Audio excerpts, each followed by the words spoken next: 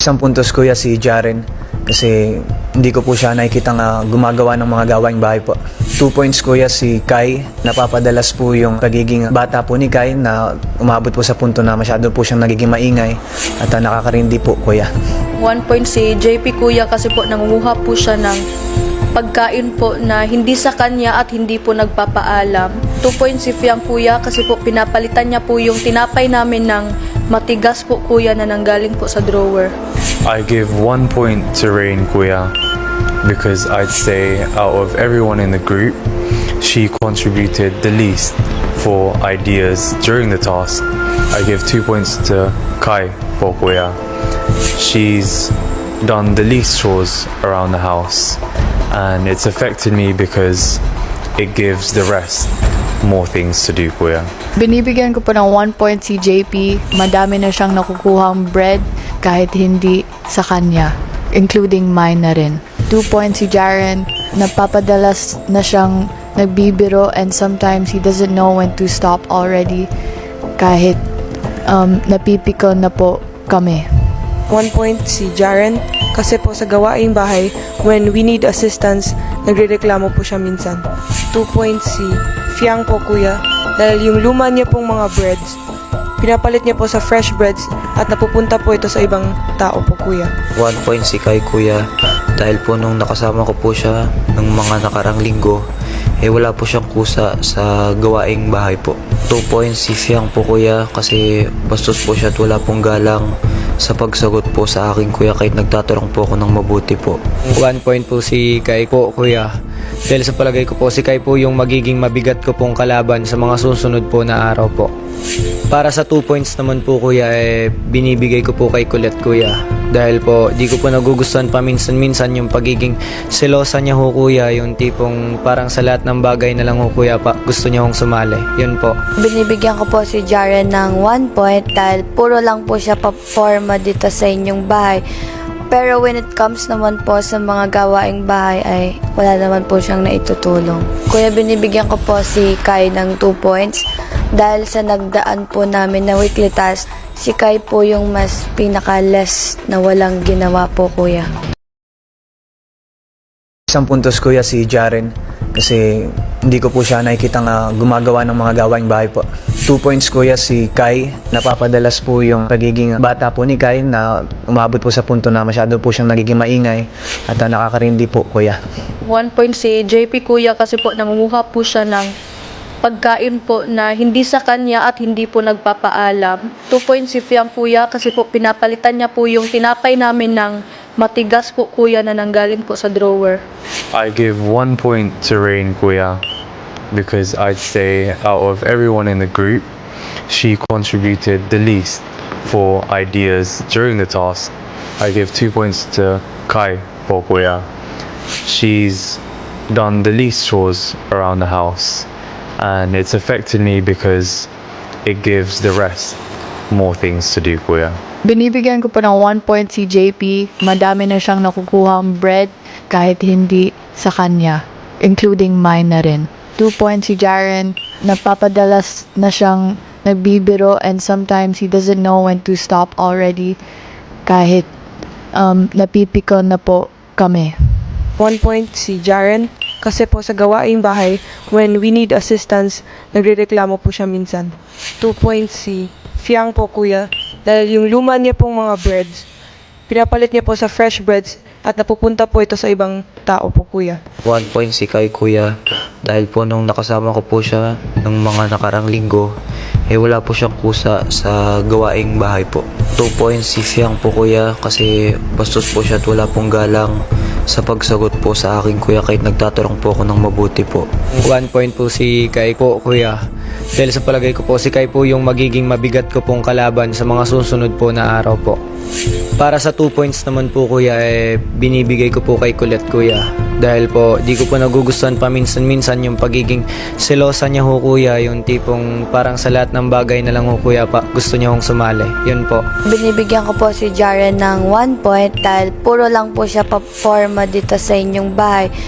Pero when it comes naman po sa mga gawaing bahay ay wala naman po siyang naitutulong. Kuya, binibigyan ko po si Kai ng 2 points Dahil sa nagdaan po namin na weekly task, si Kai po yung mas pinaka-less na walang ginawa po, kuya.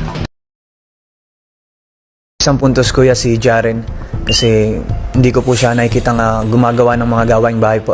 2 points kuya si Kai, napapadalas po yung pagiging bata po ni Kai na umabot po sa punto na masyado po siyang nagiging maingay at nakakarindi po kuya. 1 point si JP kuya kasi po nangunguha po siya ng pagkain po na hindi sa kanya at hindi po nagpapaalam. 2 points si Fiang kuya kasi po pinapalitan niya po yung tinapay namin ng matigas po kuya na nanggaling po sa drawer. I give 1 point to Rain Kuya because I'd say out of everyone in the group, she contributed the least for ideas during the task. I give 2 points to Kai for Kuya. She's done the least chores around the house, and it's affected me because it gives the rest more things to do, Kuya. Binibigyan ko po ng 1 point si JP. Madami na siyang nakukuhang bread kahit hindi sa kanya, including mine na rin. 2 points si Jaren. Nagpapadalas na siyang nagbibiro and sometimes he doesn't know when to stop already kahit napipikon na po kami. 1 point si Jaren kasi po sa gawaing bahay, when we need assistance, nagrereklamo po siya minsan. 2 points si Fiang po, kuya, dahil yung luma niya pong mga breads, pinapalit niya po sa fresh breads at napupunta po ito sa ibang tao po, kuya. 1 point si Kai kuya dahil po nung nakasama ko po siya ng mga nakarang linggo wala po siyang kusa sa gawaing bahay po. 2 points si Fiang po kuya kasi bastos po siya at wala pong galang sa pagsagot po sa akin kuya kahit nagtatanong po ako ng mabuti po. 1 point po si Kai po, kuya. Dahil sa palagay ko po, si Kai po yung magiging mabigat ko pong kalaban sa mga susunod po na araw po. Para sa 2 points naman po, kuya, binibigay ko po kay Kulit, kuya. Dahil po, di ko po nagugustuhan paminsan-minsan yung pagiging selosa niya ho, kuya. Yung tipong parang sa lahat ng bagay na lang ho, kuya, gusto niya hong sumali. Yun po. Binibigyan ko po si Jaren ng 1 point dahil puro lang po siya paporma dito sa inyong bahay. Pero when it comes naman po sa mga gawaing bahay ay wala naman po siyang naitutulong. Kuya, binibigyan ko po si Kai ng 2 points dahil sa nagdaan po namin na weekly task, si Kai po yung mas pinaka-less na walang ginawa po, kuya. Isang puntos kuya si Jaren kasi hindi ko po siya nakikitang gumagawa ng mga gawaing bahay po.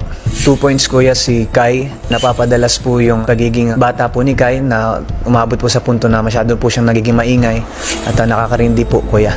1 point si JP kuya kasi po nangunguha po siya ng pagkain po na hindi sa kanya at hindi po nagpapaalam. 2 points si Fiang kuya kasi po pinapalitan niya po yung tinapay namin ng matigas po kuya na nanggaling po sa drawer. I give 1 point to Rain Kuya because I'd say out of everyone in the group, she contributed the least for ideas during the task. I give 2 points to Kai for Kuya.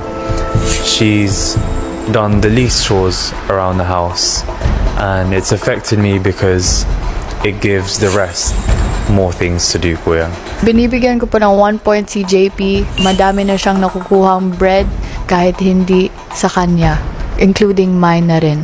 2 points si Jaren. Nagpapadalas na siyang nagbibiro and sometimes he doesn't know when to stop already kahit napipikon na po kami. 1 point si Jaren kasi po sa gawaing bahay, when we need assistance, nagrereklamo po siya minsan. 2 points si Fiang po, kuya, dahil yung luma niya pong mga breads, pinapalit niya po sa fresh breads at napupunta po ito sa ibang tao po, kuya. 1 point si Kai kuya dahil po nung nakasama ko po siya ng mga nakarang linggo wala po siyang kusa sa gawaing bahay po. 2 points si Fiang po kuya kasi bastos po siya at wala pong galang sa pagsagot po sa akin kuya kahit nagtatanong po ako ng mabuti po. 1 point po si Kai po, kuya. Dahil sa palagay ko po, si Kai po yung magiging mabigat ko pong kalaban sa mga susunod po na araw po. Para sa 2 points naman po, kuya, binibigay ko po kay Kulit, kuya. Dahil po, di ko po nagugustuhan paminsan-minsan yung pagiging selosa niya ho, kuya. Yung tipong parang sa lahat ng bagay na lang ho, kuya, gusto niya hong sumali. Yun po. Binibigyan ko po si Jaren ng 1 point dahil puro lang po siya paporma dito sa inyong bahay. Pero when it comes naman po sa mga gawaing bahay ay wala naman po siyang naitutulong. Kuya, binibigyan ko po si Kai ng 2 points dahil sa nagdaan po namin na weekly task, si Kai po yung mas pinaka-less na walang ginawa po, kuya.